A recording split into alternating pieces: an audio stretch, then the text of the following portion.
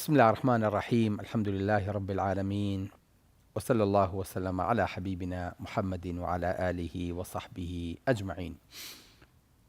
کاتی خۆی ئەمە پیرەیەک هەبوو لە لادێ، ژنی بۆ کوڕەکەی هێنابوو، کوڕەکەی مۆزەف بوو لە شار، دامەزرا بوو، هاستەدانی کوڕەکەی کە لی پرسیینەوە کوام مناڵەکان لە چۆن؟ تووەڵا نردومانە بۆ ڕەوزە. وتی دەتخواوەرە من دەرزێنە مناڵم بەخێو کردووە، ئەمیش دوو مناڵی هەیەوێتی بە بربەنیوەیی. جا بربەنیوەیی ئەوەیە کە خەڵکانێکی تر یەنە ناو ژیانی تۆوە مناڵەکەت بەرهەمەکە لەگەڵا دابەشەکەن. کێمە زۆر جار لەوانەیە پێمان ناخۆش بێ مامێک پورێک بێ نسیحەتی مناڵەکەمان بکاڵێم ئەو مەکسێکی بۆ نەکڕێوەقی چێ بەسەرەوە دانیشتووەتە دەخولی ژیانی مناڵەکەی منەکە.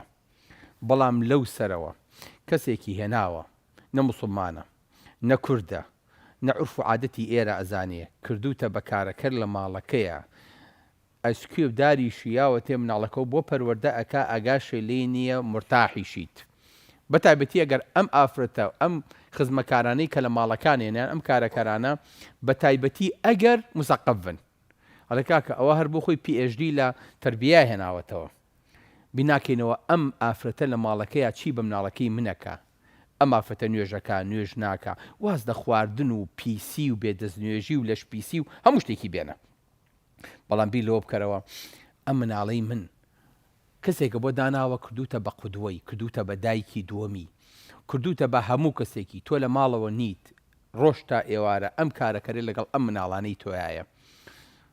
نازانێت چاکە چییە، نازانێت خراپە چییە، نازانێت ئەمر بالمعروف و نەهی عن المنکر چییە، نازانێت نوێژ چییە، نازانێت سەر چی تەشجیعی کا، لەسەر چی عقوبەی بە. ئەو حەنانی کە دایک هەیەی بۆ مناڵ ئەمە ناتوانێت بیا بە مناڵەکە و زمانی کوردەکەی هەر تەواو نییە. مناڵەکە لە باتووی کە زمانی دایکی وەرگێ، فێری لوغەیەکی کوردی پەتی جوان بێ، بە تەعتەع قساکە مناڵەکە دە زمانی ئەیگرێ. دوێڵی دکتۆر جان وەڵی نازانم مناڵەکە بۆچی فێری زمانەکە نابێ، بەخوا هەر زمانێک گرێت و نازانم بۆچی وا قساکە. بیرێ نەکردوێتەوە کوڕی من، تۆ ئەم مناڵە خسۆتە بەردەسی کەسێک کە بە هیچی ناخوا، بەڵام هەموو شتێکی شێتی. بۆ یەکەم مەفروزە لە ماڵەکەی خۆمانە ئەم قسەیە بۆمان ڕاستە، بۆ باخچە ڕاستە، بۆ ڕەوزە ڕاستە، بۆ مەکتەبیش ڕاستە، بۆ ئەو کەسەی مناڵە کەشێ ئەگەیەنێت و ئەیهێنێت و ئەیباو لە ماڵەکەی ئاوی احتیکاکی لەگە مناڵەکانایە هەمووی ڕاستە. ناکرێ کەسێک کە ئەوە تێکەڵی لەگەڵ ماڵ و مناڵ و مناڵەکەی توە هەیە بە تایبەتی ناکرێ ئاگات لێی نەبێ. بۆیە ئەو کەسەی کە لە ماڵەکەتایە مەفروزە هەر کەسێک لە دەرەوەیەت تێکەڵی ماڵەکانی ئێمە ئەبێ بەلانی کەم و مسلمان بێ ئەقەلشی. دووەم عرف و عادەتی ئێمە بزانێ. سێم بتوانێت پەروەردەی مناڵکە، یعنی ئێمە بەداخەوە ئەو کارەکەر و خەڵکانی کە هێمانە بەڵێ لەوانەیە زوڵمێکی زۆریشیان لێ بکەین گوناحن. پێغەمبەری خوا صلی الله علیه وسلم فەرمی هەر کەسێک لە ماڵەکەیە بوو خزمەتی کرد، با بڵێ جاریەکەم، با بڵێ غولامەکەم، با بڵێ کچەکەم، کوڕەکەم، ئەوە لە بەر کاکە خۆی لە بەریایەتی ئەوەش بخوا کە خۆی دەکە. ئەگەر ئیشێکیش پێسپار با هاوکاریکە. فمەجاریکان ئەبوزەر حلەیەکی لەبەرا بوو، جلەیەکی زۆر جوانی لەبەرا بوو، کەسی دەکەن پاساوانەکە و کەسی دەکەن خزمەکارەکەشی هەمان جلی لەبەرایە. وتیان ئەمە چییە؟ ئەبوزەر فەرمی من کاتی خۆی ڕەخنەم لە بیلال گرتووە لەسەر ئەوەی کە دایکی ڕەش بووە. پێغەمبەری خوا صلی الله علیه وسلم نەسیحەتی کردووم، وەڵڵاهی هەر جلێ لەبەرکەم بۆ ئەوی شکرم، هەر خواردنێک لە بیخۆم دەگەڵ خۆما دایانێم، بەرماوەکەشی بۆ ناهێڵمەوە، واتە لەگەڵ خۆما بێ دەستخاتە خواردنەکەوە. ئەدەبی ئێمە لەگەڵ ئەم کەسانەیە بێ ئاوا بنچکە بۆ هەر یەکەو لە ناو معاناتێکە. یعنی خەڵکێک هەیە ساکەنە لەوێ مناڵی بەجێهێشتووە، چاوەڕێ تۆ پارەیەکی بێتێ بینێرێتەوە بۆ ناو مناڵەکەی، دڵی لای مناڵی تۆ نییە، دڵی مناڵەکەی خۆیەتی، ناقیشی نییە. یان هەندێکیان هەیە ئەسڵەن زەواجیان نەکردووە، بەتەمان لێرە شتێک کۆ بکەنەوە.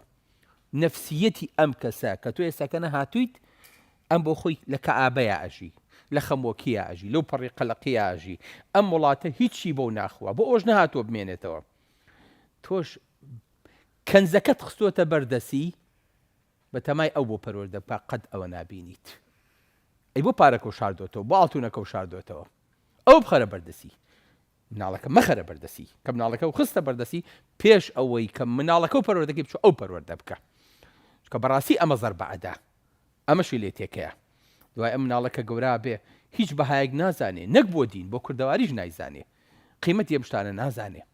ئەوەی کە ئەو بەلایە بە چاکەتی جا خەڵکێکی شەیسەکە لە ماڵەوە لەوانەیە دینێکی تر بێ، تقوسی خۆی و دینی خۆی و پەرستشی خۆی لە ماڵەکەی تویا بکە، مناڵەکەی تۆ سەیرێکە، دوای زۆر بەلایەوە تەبیعیە بێ، منداڵەکەی تۆ ئاگرپەرست بێ، گاپەرست بێ، بوزی بێ، مەسیحی بێ، هەر دینێکی تر بێ.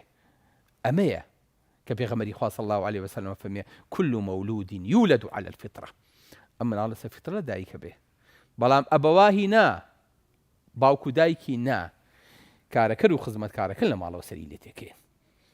بۆیە ئەم کەسانە بۆ خۆیان فاقد و شەیئین فەقیرانە، لە ماڵەکەی تویان بەلا ڕێیە ئەڕوات. کورد دەڵێ بەردێ نەزان بێخاتە گۆمەوە بەسە زانا دەرنایەت. ئەم پەروەردەی مناڵانش کە تێکە چن زۆر جار یەک کەسە کە بەبێ مەبەستیش منداڵەکەتی بەلا ڕێیە بردووە، دوایی بۆ نایێتەوە سەرڕاستە شەقامەکە. باوەڕم پێ بکە خەڵکێکی واناسم لە ئاستێکی زۆر زۆر بەرزە، بەڵام مناڵەکەی بە حکمی ئەوەی کە پەروەردە و هەڵبژاردننی ئەو خزمەکاری ماڵەکەی وەکو پێویست نەبووە، ئێستاکە نەخۆشی و دەوروبەرەکەشی ژینیان خواردەوە بەدەست پەروەردەی مناڵەکەەوە کە بە هیچ ڕاز نابێتەوە. چکە حسابی هەڵبژاردننی ئەم کەسدا توی تێم کەسە لە ماڵەکە چی ماڵم بۆ پاکاتەوە، قاپەکانم بۆشوە، جاجان نانێکم بۆ حازرەکە، خزمەت مەکە و تاو. باوکەژان ئەگەر وا تێگەیشتوی غەڵەت تێگەیشتویت. ئەمە ڕۆحی ئیشەکەی تۆیە. ئێمە کاتی خۆی کە مناڵمان لە شوێنە بەجێهێش ئەمان بردە لای پورەکەی، ئەمان بردە لای نەنکەکەی، ئەمان بردە لای دراوسەیە کە بتوانێت خزمەتی کە. نەمانەیە دەست هەموو کەسێک. سەکەنە تۆ مناڵ بەو حساسیەتە، بەو شەفافیەتە، بۆ چکە مناڵ هەرچیەکە بینێ پێی معجەبە بێ، هەرچێکی بینێ یەکێ لە شتەکان کە مناڵ فێرەکە تەقلیدە. مناڵێکە داناوە سایقێکە بۆ گرتووە لە هینێکە، سایقەکە جگەرا خواتۆی باتە ئەو دیوینەکەەوە، ناڵی دووکەڵەکە بەسەی مناڵەکە سیرێکە وازانێ ئەمە پیشەی گەورەیە. بۆیە بینی مناڵ کە مراهقە بێ بۆی کە خۆی بە گەورە دەرخا ئەچێ جگەراکێشێ، چکە پێی وایە کە ئینسان جگەری کێشا بێ بە پیاو گەورەیە، ئاواش خۆی لە بەرکشاو هەڵەنێ، یعنی هەان بووم بە پیاو جگەراخم بۆ چکە بینیوێتی کەسێ لە بەرچاوی کە لەو گەورەتر بۆ جگەری خواردووە. هەر بیرکەرەوە لەو سیارەی کە دانیشتووە، لەو پاسی کە ئیگەێنێ سرودێکی بۆ لێیە، چ گۆرانەیەکی بۆ ئەڵێ، چ قسەیەکی بۆ ئەکا، چ ڕسمێکی هەڵواسیوە، معجەبە بە چ حیزبێک. ئەم مناڵە هەمووی سەیری ئەو گەورەیەکە، سەیری چاوێکا لە ئاوێنەکەەوە، دانێت چی نەزارەکە مناڵە لەسەر ئەو فێرە بە کەمە بەسیترین شتە لەوانەیە حسابان بۆ نەکرد بێ. سوعبەتێک نوکتەیە لەگەڵ مناڵەکەی تویە، ئەو مناڵە ژیانی بە ئاقارێکی ترابە، تۆش نازانی درۆیەکی شەکات لە کاتێکە ئەڵی مناڵ من درۆم نەکردووە، ئەم درۆی لە چۆ فێربی سێرشەکەی کە سێرێکی ئەم درۆی لە یەکە بیستووە. بۆیە مەفروزە کە ئەم مناڵەیە تۆ پرسیاری لێ بکەیت، ئەمڕۆ چیتان بینی، ئادەی بزانم چیتان کرد، ئادەی چیتان خوارد. ئەلێ وەڵام مامۆس باوکە جان لە ماڵ لە مەکتەب ئەمڕۆ مامۆستاکەمان ئاوا بوو. تۆڵی کوڕم مامۆستاکە تەچیەکی فەرموو بیخەرەسە سەرت، بەس ئەمەی غەڵەتە، مامۆستاکەت ئەمەی نەبووە حەز داکەم باسی وردەکاری بکەم، بەڵام ئەمە بۆ مامۆستا نەشیاوە، لەوە چێ مامۆستاکە عوزرێکی هەبێ کە ئەمەی کردووە. وەڵا باوکە زانی ئەمڕۆ خۆ مامۆستاکەمان ئەزانی بە ڕۆژوو نەبوو، دێقی ناکە لەوانی مامۆستاکەتان زانی نەخۆش بێ، ئەی تۆ چ زانیت ها لەبەرەوە عوزری بۆ بێنەوە، پێشی بڵێ ئەم کارە هەڵەیە، بۆی کە مناڵەکە ڕاست و دروست لێک جیاکاتەوە. من زۆر جار کۆمپیوتەرەکە مەکەمەوە لە ماڵەوە بۆی کە پاوەرپۆینتێک گەکرێتەوە دایخەم زەربی تایە، لە هەموو کۆمپیوتەرێکی شازانەوە هەیە. کچە بچکۆلەکەم بە دیارمەوە دانیشە چووکە لە ئافرینەوە فێر بووە، دەسە با بۆسە بەکاڵێ باوە هەڵەیە بۆ چکە وا فێر بووە هەڵە و ڕاست لێک جیاکاتەوە، شتێکی سوور ببینێ ئەڵێ باوکەوە ئەوە نابێ بڕووی، ئەوە سوورە. چەند جوانە بۆ چکە مناڵ ئەگە زاخاوی مێشکی بەمانە نەدرایەوە بە ئاقارێکی خراپ هاڕوات. قەت ئەو شتانەش بە بەسیتی سیر مەکەن. مناڵ پێویستی بە بەربەنیوەیی نییە، مناڵ تۆ خاوەنیت، تۆش لێی بەرپرسیاری لە دنیا و قیامەتە.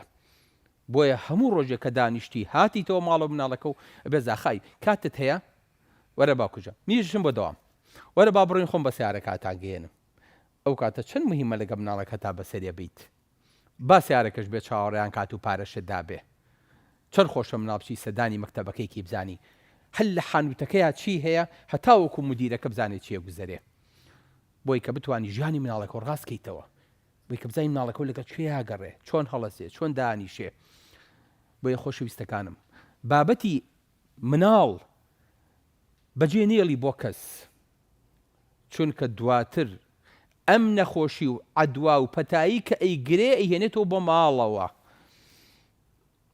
مناڵ فێری جۆنفرۆشێ بێ بۆ جوێنەی کوڕم قەت جوێنێ لە من بیستووە نەخێر جوێنەکەی لە شوێنێکی ترەوە هێناوە بەچی سێند کراوە بۆی ئێستاکەنە لێرە ئەویش بۆ وایفای بۆ پەخشەکاتەوە لە ماڵەکەیە جوێن لەسەر ڕقەمەیە سە چی فێر بووە چکە بینیوێتی ئەوەی کە سیارەکەی لێ خۆڕیوە ئاوا دەستی دەرهێناوە لینەکەیە جوێنەیە ئەمیش پێی وایە جوێنان شتێکی باشە لە کاتێکا لە توی نەبیستووە ئەو نەخۆشیانی کە تووشی مناڵەکانمانە بێ چەند زەرورە بیان کوتین دژی نەخۆشیەکان یاخود پەرێزیەکان بۆ دروستکەین لە دژی ئەو کەسانی کە نەخۆشن بووی نەخۆشیەکە نەگرنەوە دەقاتی ئەمە ئەبێ ئاگامان لە مناڵەکانمان بێ بۆ ئەوەی کە تووشی نەخۆشیەکانی دەوروبەر نەبن بۆیە خۆشەویستەکانم پێغەمبەری خوا صلی الله علیه وسلم دایانی هەبووە بەڵێ حەلیمەتە سەعدیە پێغەمبەری خوای بردووە صلی الله علیه وسلم لە شوێنێکا پەرۆ دەکراوە بەڵام بۆ ئەبێ پرسیارکەین بۆ چکە پێغەمبەری خوا صلی الله علیه وسلم پێویستی بووە کە زمانی پاراو بێ ئەو منطقەیەش هەمویان مناڵێ ناردوتە دەرەوە تەنانەت پێغەمبەری خوا صلی الله علیه وسلم کە لەو شوێنەیە ئەمێنێتەوە بۆ ئەوەی کە